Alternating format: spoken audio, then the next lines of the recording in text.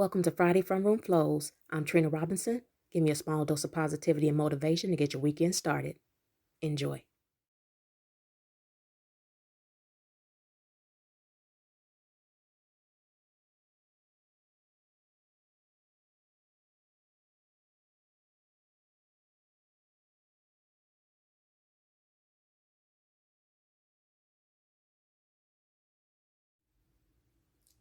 This flower welcomes the rain, the drought, the snow and ice, those claustrophobic days when I'm not allowed out.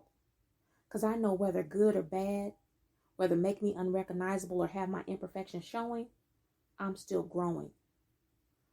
You see, love seems to fall for the petals, but we must acknowledge the roots, stemming from constant changes, whether unwarranted or pursued, manifesting into our undeniable truth.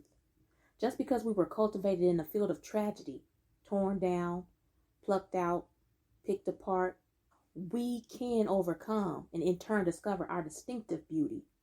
So whether through the wettest of storms or driest of circumstances, all of us, roses, wildflowers, vines, weeds, must continue to keep blooming, keep blooming, keep blooming.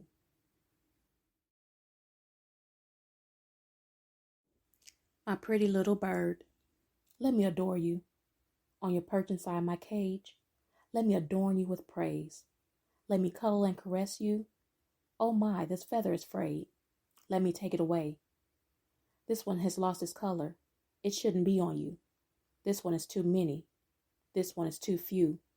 I'll remove those too.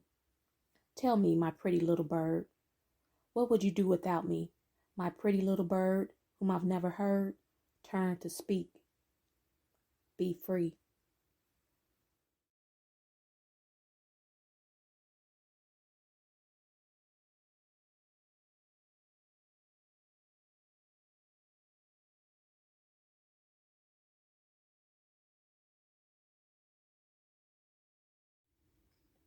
I hardly knew her. Her petals wilted, her color pale, her stem bent, but she was not broken. I provided her with a foundation that straightened her posture. I gave her water and sunlight that brought her back to life. I spoke into her affirmations that healed the wounds that weren't seen. I hardly knew her then, but I will never again forget me.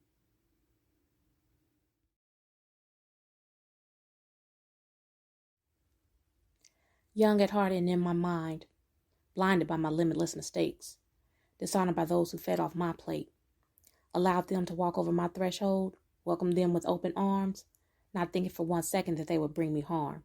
But harm they did, slipped poison in my serenity that played mind trips with my head, made me feel their opinion I needed so much, from independent to dependent, without them feeling lost and out of touch, emotionally violated by their rough grabs of my fragile ego, the binding of my hands so I couldn't pull the wool from over my eyes, their penetration of truths falsified. But how could it be when these were those I'd idolized, the same who cried when I cried? Realistically speaking, these were those who wanted me crucified. Their cries were tears of joy for my pain.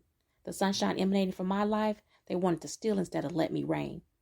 Now that I've wakened from the plague of their charade and discovered their true intentions, lost souls with the devil's composition perpetrating like God's children, I will never, however, trade the lessons learned to regain my sorrow, because I know the sun will always rise again tomorrow.